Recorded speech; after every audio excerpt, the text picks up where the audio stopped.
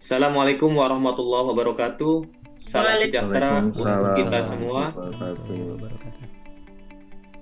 Bapak Ibu guru hebat yang berbahagia, pertama-tama marilah kita panjatkan puji syukur kehadirat Allah Subhanahu wa taala karena telah memberikan rahmat sehingga kita dapat berkumpul di ruang kolaborasi ini.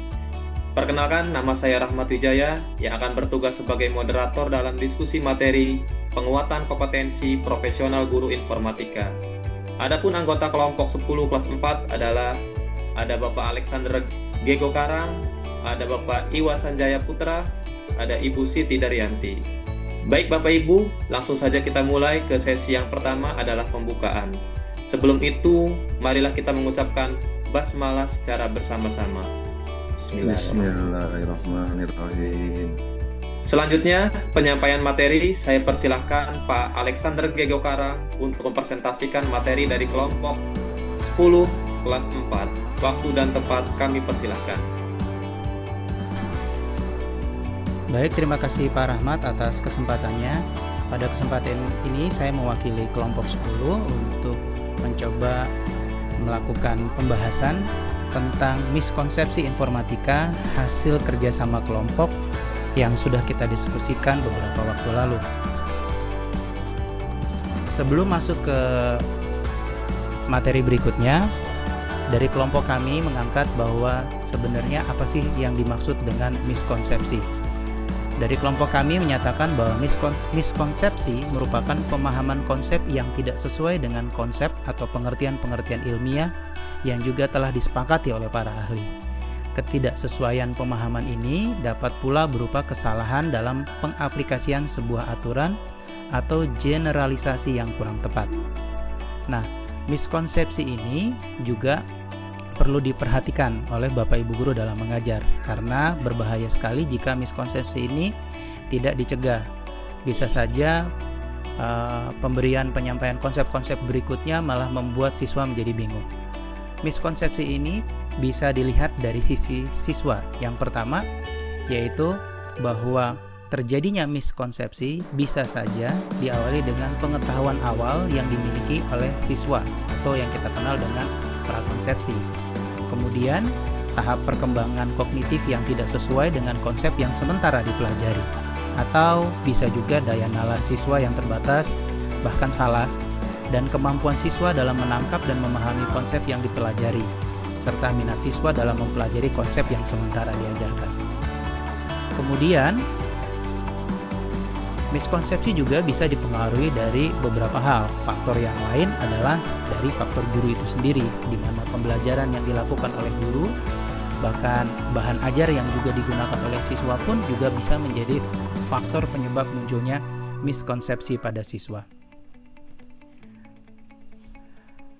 Nah, dari beberapa hal tentang miskonsepsi tadi, ada 2 poin penting yang diangkat oleh kelompok kami. Yang pertama adalah mindset dari guru itu sendiri. Mindset di sini yang diangkat adalah bagaimana pola pikir guru masih mengajarkan cara menggunakan produk-produk TIK atau menghasilkan produk-produk TIK yang diajarkan kepada siswa. Padahal lebih dari itu, bahwa pembelajaran informatika bukan hanya mengajarkan siswa menjadi seorang pengguna atau sebagai user, tetapi menyadari atau boleh dibilang menggugah diri siswa untuk menyadari bahwa perannya sebagai problem solver. Di sini diharapkan bahwa siswa bukan hanya terampil dalam hal-hal praktik atau memiliki hard skill, tetapi juga memiliki soft skill atau etika dalam melakukan penggunaan produk IT. Kemudian besar harapan bahwa dalam pembelajaran informatika, siswa dan guru juga terbuka terhadap aspek-aspek di lintas bidang. Nah, solusi yang ditawarkan oleh kelompok kami untuk guru yang masih memiliki mindset TIK, yang pertama adalah tentunya mengikuti BIMTEK seperti saat ini, di mana di BIMTEK kita semua boleh berkumpul, saling berbagi informasi untuk menguatkan, bahkan saling mengevaluasi mana yang salah dan mana yang perlu kita koreksi. Kemudian solusi yang kedua adalah literasi mandiri, di mana Bapak Ibu guru boleh diminta untuk secara pribadi mengikuti webinar-webinar yang dilakukan oleh pemerintah atau pihak-pihak swasta yang terkait dalam pengembangan kompetensi-kompetensi guru. Kemudian yang kedua, boleh dibilang piknik ke YouTube, atau dalam artian berkunjung ke kanal-kanal YouTube yang berhubungan dengan kegiatan-kegiatan edukasi dan menambah wawasan yang luar biasa. Atau berkunjung ke platform Merdeka Mengajar yang telah disediakan oleh pemerintah, di mana kita bisa berbagi bersama, melihat bahan ajar dan lain-lain. Kemudian yang berikutnya, solusi yang berikutnya adalah tentang KKG atau MGMP. Dalam artian Bapak Ibu guru boleh aktif dalam kegiatan KKG maupun MGMP yang ada di sekitar mereka. Di mana di KKG yang merupakan sel terkecil, di sini kita bisa berbagi secara aktif, bertanya untuk mendapatkan pencerahan terkait tujuan apa yang sebenarnya diinginkan dari pembelajaran informatika. Bahkan sampai dengan materi-materi ajarnya dan tips dan trik bagaimana cara mengajarkannya. Kemudian problem yang kedua adalah berbicara tentang digital literasi. Nah, kalau boleh dibilang di sini digital literasi adalah kemampuan untuk menerapkan keterampilan fungsional pada perangkat digital. Begitu ya, misalnya memilih berita, berkreasi dengan dawai-dawai yang dimiliki oleh para siswa, berkolaborasi dengan teman-teman dalam pengerjaan tugas, berkomunikasi dalam etika, bersosial media, bahkan memahami, menganalisa dan mengevaluasi informasi-informasi yang ada. Namun, ya, problem yang diangkat di sini adalah ketika siswa memiliki email, memiliki handphone, memiliki laptop, ya, kemudian bisa mendaftar di beberapa akun sosial media, mereka merasa bahwa bebas melakukan segala sesuatu, gitu ya. Berkunjung ke berselancar di internet untuk mencari informasi-informasi dan merasa bahwa situs-situs yang mereka kunjungi sah-sah saja. Padahal di satu sisi bahwa kita mengetahui bahwa di dunia internet banyak juga ya ancaman-ancaman kejahatan yang bisa menimpa siswa-siswa kita. Bisa dibilang bahwa siswa-siswa ini adalah emosinya masih labil ya. Begitu. Jadi bisa saja mudah terpengaruh, terpancing dengan hal-hal buruk. Oleh karena itu, solusi yang ditawarkan oleh kelompok kami ya untuk digital literasi ini agar siswa benar-benar mampu memanfaatkan teknologi yang mereka miliki, akun-akun sosial yang mereka miliki. Yang pertama adalah memberikan panduan atau netiquette yang diberikan oleh sekolah atau guru informatika, serta gerakan semua guru untuk menghimbau di semua mata pelajaran agar dapat berdigital dengan produktif, beretika, dan aman agar tidak terpapar dari dampak-dampak teknologi. Misalnya salah satunya menyebarkan hoax gitu ya. Karena ketidaktahuan akhirnya mereka ikut dalam lingkaran proses penyebaran hoax. Misalnya ada berita harusnya saring dulu baru di sharing, tetapi karena kecepatan main share aja. Nah, ini yang juga menjadi istilahnya salah satu dilema yang harus dicegah, yang diangkat oleh kelompok kami, mengingatkan agar anak-anak atau siswa juga boleh memiliki analisa-analisa terhadap informasi-informasi yang beredar di lini masa di dunia maya. Kemudian best practice apa yang pernah dilakukan? Nah, salah satunya ini saya mengambil contoh kebetulan di sekolah saya di SMP Stella Maris. Yang pertama adalah pembekalan ke seluruh warga terkait etika berselancar di dunia maya. Nah, di sini boleh dibilang di dalamnya terdapat bagaimana sih sebenarnya beretika yang baik, bagaimana sih cara browsing yang benar untuk mendapatkan informasi dan kemudian mengkalibrasi benar nggak sih ini beritanya dari sumber yang tepat, seperti itu. Kemudian biasanya mungkin Bapak Ibu pernah tahu ya, ketika kita merasa selama pandemi gitu ya, pelajaran dari offline kemudian berubah menjadi online, itu ternyata ada anak yang tutup kamera, terus kemudian coret-coret di istilahnya whiteboard di Zoom, terus penggunaannya ini ada yang berisik sana sini dan lain-lain. Nah, ini bisa diatur di pembekalan ketika melakukan bersosial media atau menggunakan perangkat teknologi mereka. Dan ini bisa dilakukan misalnya di masa pengenalan lingkungan sekolah. Kemudian di sekolah kami juga memberikan ruang aktualisasi diri bagi siswa dengan menggunakan handphonenya, begitu. Jadi mereka diminta untuk mengabadikan ya setiap momen-momen atau kegiatan-kegiatan yang berhubungan dengan pembelajaran apapun di sekolah. Kemudian dari beberapa momen-momen yang dipilih, setiap siswa diminta untuk membuat kata-kata bijak atau kata-kata inspirasi yang bisa dibaca oleh keluarga mereka, teman-teman mereka, baik yang dikenal maupun yang tidak kenal. Nah, ini contohnya, salah satunya sekolah memberikan salah satu wadah Instagram official dari sekolah. Kemudian di sini ada salah satu contoh misalnya dari Fiorenza dari kelas 91, terus kemudian dari Bapak Ibu guru, di sini ada Pak Bambang Eko Mulyanto dari guru SMP. Jadi ini semua wajib dilakukan oleh Bapak Ibu guru.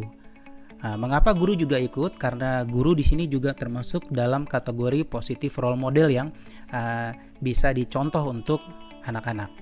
Begitu. Jadi ini juga dilakukan tidak hanya untuk di SMP saja, tetapi hampir di semua TK, SD sampai dengan SMA. Kemudian best practice yang pernah dilakukan kembali yaitu memberikan ruang buat teman-teman.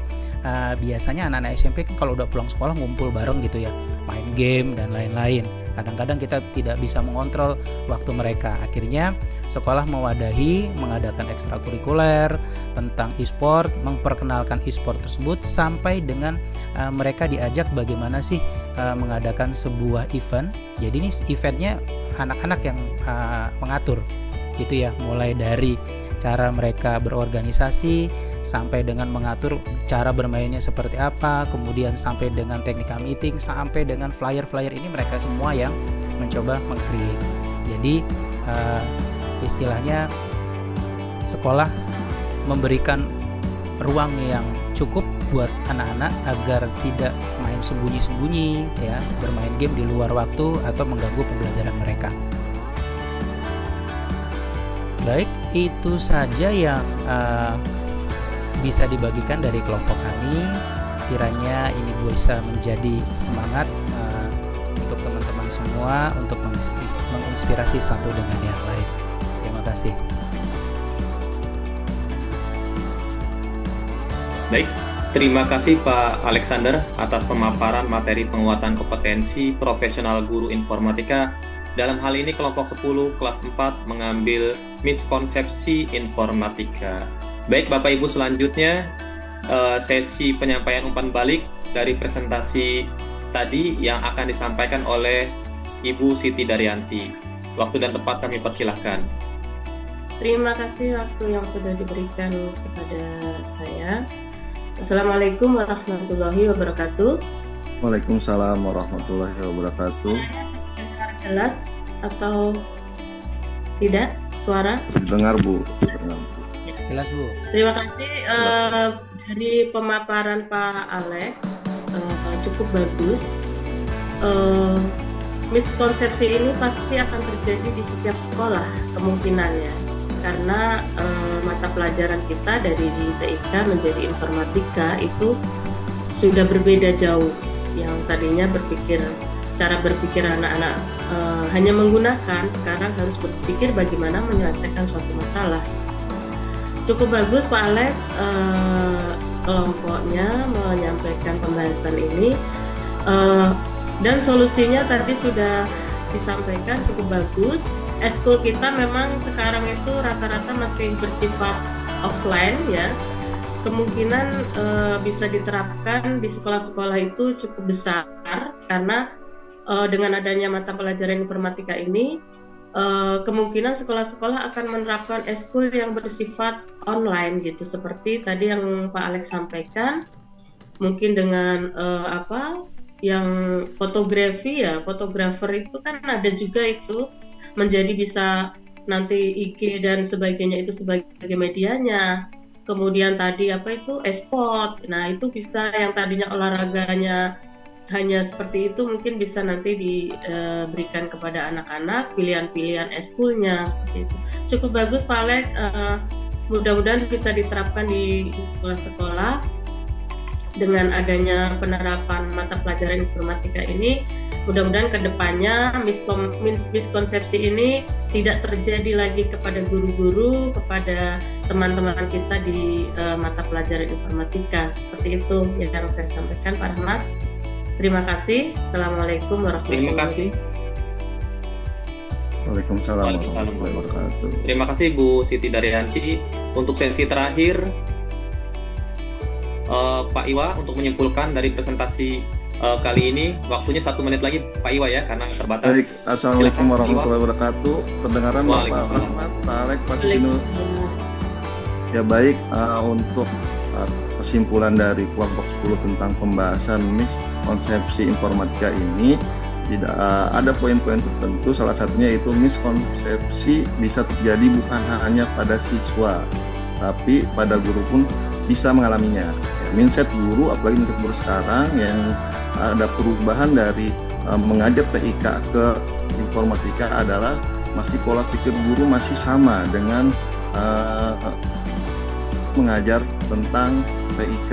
Adapun solusi yang sudah dipaparkan oleh kelompok kita yaitu bahwa solusi untuk guru itu harus bintek, literasi mandiri, dan bergabung dengan MGMP di kota Bapak Ibu sekalian. Sedangkan miskonsepsi pada siswa sebenarnya akan tereliminasi jika guru yang mengajar tidak mengalami miskonsepsi. Jadi miskonsepsi tidak akan terjadi jika guru mengajarnya tidak mengalami miskonsepsi tersebut. Mungkin ranah kesimpulannya seperti itu. Ya, cukup dari saya. Assalamualaikum warahmatullahi wabarakatuh. Waalaikumsalam warahmatullahi wabarakatuh. Terima kasih Pak Iwa. Demikian diskusi kelompok 10 kelas 4. Mari kita mengucapkan Alhamdulillah. Sebagai moderator, saya memohon maaf atas kesalahan saat proses menyampaikan. Assalamualaikum warahmatullahi wabarakatuh.